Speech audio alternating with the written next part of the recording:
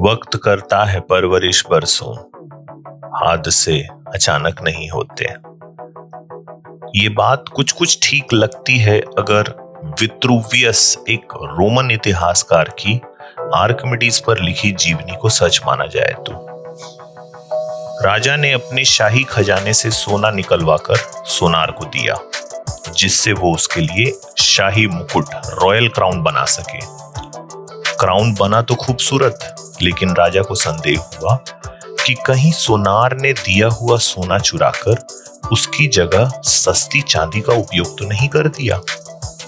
अब इस शक को कैसे दूर किया जाए, क्योंकि क्राउन का वजन तो ठीक, लेकिन सवाल उसकी प्योरिटी पर। कहानी कितनी सच ये कौन जाने, लेकिन राजा ने आर्किमिडीज को सच पता लगाने का जिम्मा सौंपा। दड़ियल बुढ़ा आर्किमिडीज कई दिनों तक जवाब की कोशिश से थक कर चूर हो एक दिन जब नहाने के लिए अपने बाथ टब में लेटा, तभी उसका ध्यान गया कि जितना उसके शरीर का वजन पानी से भरे टब में डूबता जाता, उतने ही अनुपात में पानी टब से बाहर गिरता जाता। यूरेका, मिल गया।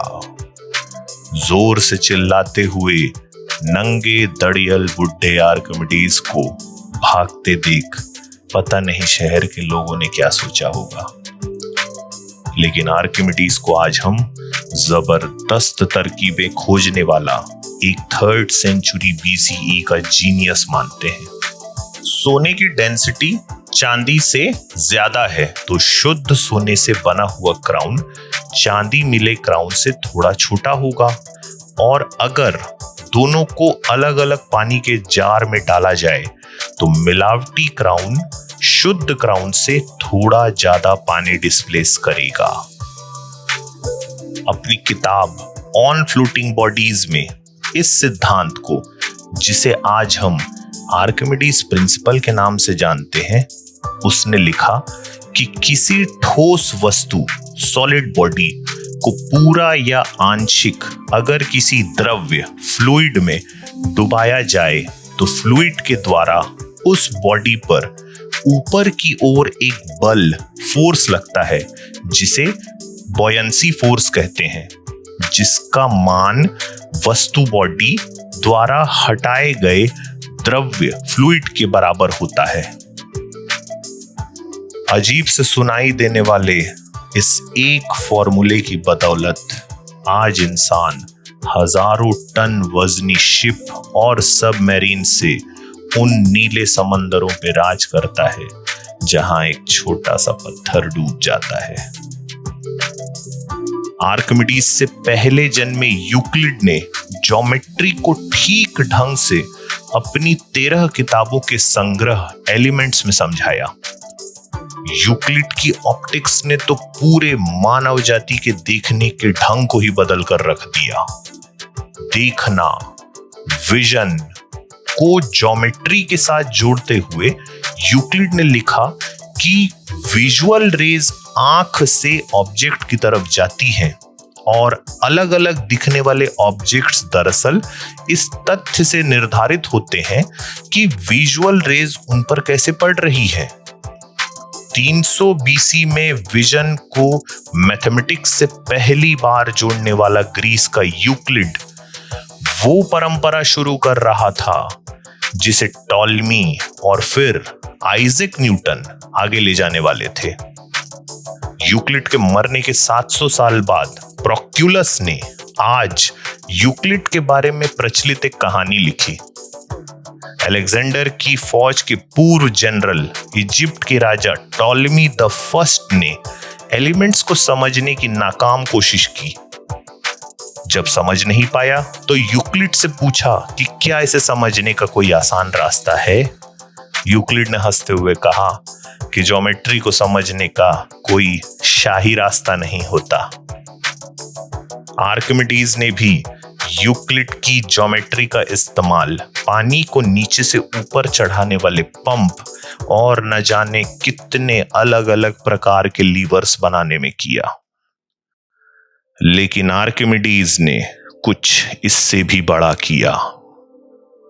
प्लेटो के लिए मैथमेटिक्स का महत्व तो था, लेकिन सिर्फ तभी तक जब तक बाहरी दुनिया के बारे में मैथ्स को न जोड़ा जाए। अपनी किताब रिपब्लिक में प्लेटो ने अरिथमेटिक और ज्योमेट्री को एक इंसान के बदलाव का साधन माना, जिससे उसे आइडियल फिलॉसफी का ज्ञान मिल सके। उसे सिर्फ मैथ्स के बल पर हासिल ज्ञान पर संदेह था। एस्ट्रोनॉमी से इसलिए उसकी दूरी भी थी। वो एस्ट्रोनॉमर्स के कैलकुलेशन का सम्मान तो करता था, लेकिन ये नहीं मानता था कि वो इस लायक हैं कि यूनिवर्स के सच को जान सके। लेकिन आर्किमिडीज ने इस पूरी बात को सिरे से नकार दिया। उसने ज्योमेट्री का इस्तेमाल यूनिवर्स को समझने के लिए किया। परिणाम आज हमारे सामने है। अपने क्रांतिकारी लेख द सैंड रेकनर, रेत का गिनतीकार में आर्किमिडीज ने उस वक्त की प्रचलित मान्यताओं को हिला देने वाला सवाल पूछा। यूनिवर्स कितना बड़ा है? इसे कितने रेत के कणों से भरा जा सकता है? क्या यूनिवर्स को नापा जा सकता है? इस सवाल की जमीन तैयार करने उसने सामोस में जन्मे एरिस्टार्कस की कम प्रचलित बुक को आधार बनाया, जो कहती थी कि सूर्य सेंटर में है और अर्थ उसके इर्द गिर्द घूम रहा है। आज एरिस्टार्कस की ये बुक गुम हो चुकी है, लेकिन आर्किमिडीज की सैंड रेकनर में उसके रेफरेंसेस जिंदा हैं। आर्किमिडीज ने अंदाजा लगाया कि अर्थ का डायामीटर तकरीबन 10 लाख स्टेडिया, आज के 1 लाख मील के बराबर है। यह अंदाजा गलत था, क्योंकि आज हम जानते हैं कि अर्थ का डायामीटर 7,900 मील है। ऐसा ही गलत अंदाजा लगाते हुए उसने यूनिवर्स की साइज बहुत छोटी बता दी, 10 ट्रिलियन मील। आज हम जानते हैं कि 1 लाइट ईयर 6 ट्रिलियन मील के बराबर होती है, और सिर्फ हमारी मिल्की वे गैलेक्सी का डायामीटर ही 1,20,000 लाइट ईयर है। इन गलत अंदाजों को किनारे करके देखा जाए तो आर्किमिडीज की उपलब्धि इतने बड़े नंबर्स को पहली बार इन्वेंट करने की थी। अपने वक्त से आगे बढ़कर उसने मीरियड्स यानी 10,000, उस वक्त के सबसे बड़े नंबर से भी बड़े नंबर इजाद किए। बड़े यूनिवर्स को नापने मीरियड्स के मल्टीपल करता हुआ आर्किमिडीज अपने सबसे बड़े नंबर तक पहुंचा, 1 के बाद 80 क्वाड्रेलियन जीरो। इसे हम आर्किमिडीज बीस्ट नंबर कहते हैं। यही नहीं, अपने समय के पहले से परिचित मैथमेटिकल कांस्टेंट पाई की एग्जैक्ट वैल्यू भी उसने निकाल ली, 22/7। 20वीं सदी का कैलकुलेटर ही आर्किमिडीज के बाद इस वैल्यू को ठीक निकाल सका। 400 BCE में मरने वाला डिमोक्रिटस 104 साल का था। देवताओं पर गहरे विश्वास करने वाले, लेकिन फिर भी अपने शिष्यों को सब कुछ एटम से बना हुआ है और जहां एटम्स नहीं है वहां खालीपन है समझाने वाले डिमोक्रिटस को जिए जाने की ऊब इतनी गहरी हुई कि उसने बस एक दिन खाना छोड़ दिया। लेकिन उसकी सीख पीढ़ी दर पीढ़ी जीवित रही। उसके एक शिष्य एपिक्यूरस ने 307 BCE में अपने एथेंस के घर पर एक नई फिलॉसफी स्कूल की नींव रखी, जहां ऐसे विचार उत्पन्न हुए कि विज्ञान की बगिया नए फूलों से भर गई। एपिक्यूरस ने कहा, जो कुछ है वो या तो बॉडी वस्तु है या वॉइड एक शून्यता। बॉडी को बनाने वाले एटम्स हैं। ये एटम्स हमेशा से एग्जिस्ट करते आए हैं। न इससे बाहर कुछ है, न इसके बारे में सोचा जा सकता है।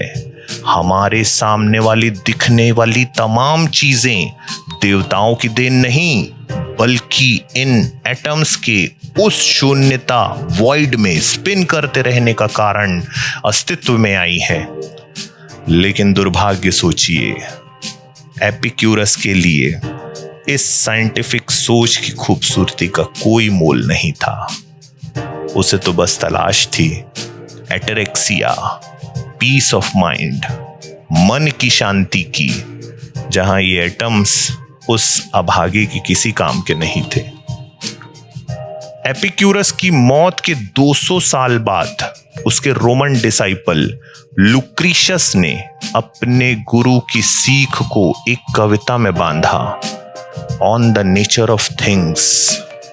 लुक्रीशियस ने पूरी हिम्मत के साथ कहा कि जब तक इंसान किसी सुप्रीम क्रिएटर, सर्वशक्तिशाली ईश्वर पर यकीन करेगा, तब तक उसका मन अज्ञान के अंधेरों में भटकता रहेगा।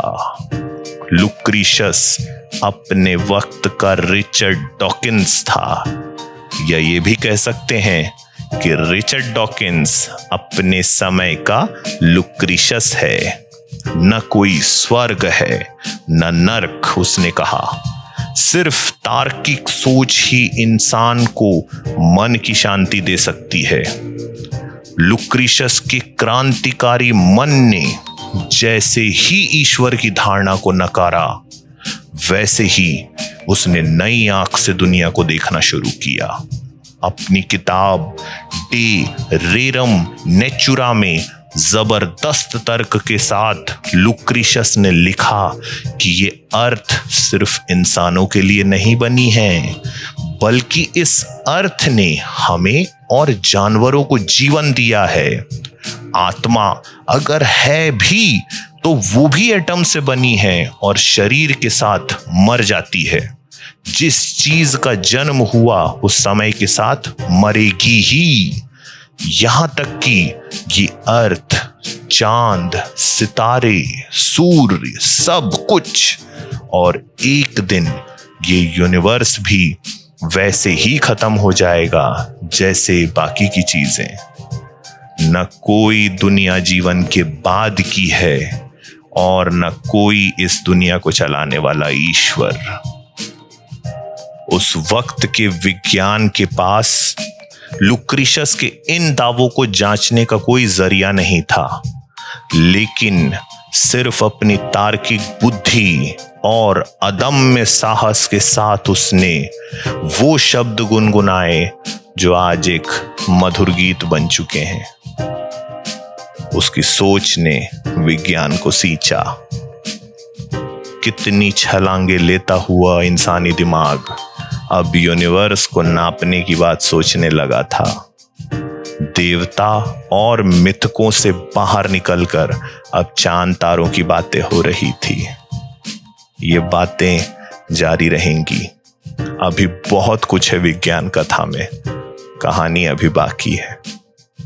बने रहिए।